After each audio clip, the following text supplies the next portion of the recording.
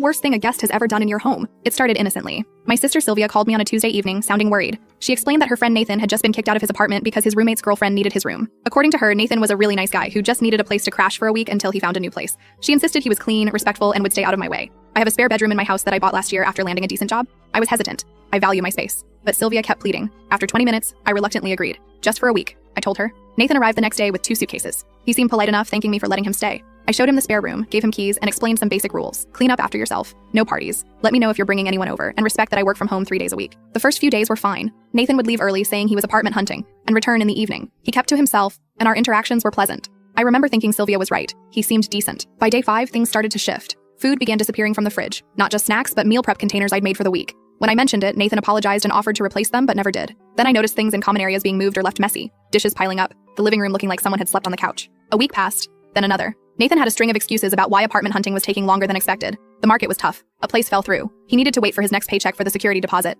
Each excuse seemed reasonable alone, but they were stacking up. I expressed concerns to my boyfriend Noah, who suggested setting a firm move-out date. When I tried, Nathan became extraordinarily apologetic, even tearing up about his situation. Like an idiot, I gave in. By week 3, I really regretted my decision. Nathan no longer pretended to clean up after himself. He'd started bringing friends over without asking. I came home from dinner with Noah one night to find 3 strangers in my living room playing video games on my TV. When confronted, he acted like I was being unreasonable. I called Sylvia to express my frustration, only to discover she wasn't nearly as close with Nathan as she'd implied. Apparently, he was more of a friend she'd only hung out with a few times. She apologized, but wasn't much help. I felt manipulated, but still didn't want to throw someone out on the street. The breaking point came when I started noticing things missing. At first, small stuff I could almost convince myself I'd misplaced. Wireless earbuds, a necklace Noah had given me, cash from my drawer. But then my friend Sophia came over for wine night, and when she used the bathroom, she noticed something odd. A small black dot near the ceiling vent. It was a camera. A hidden camera in my bathroom. My hands shook as we inspected it. It was definitely a camera, positioned to capture the shower area. I felt sick, violated in the most personal way, and I knew immediately who had put it there. I called Noah in a panic, and he came right over. Together with my neighbor Joseph, a rather imposing security guard I'd befriended, we confronted Nathan. The look on his face wasn't shock or denial,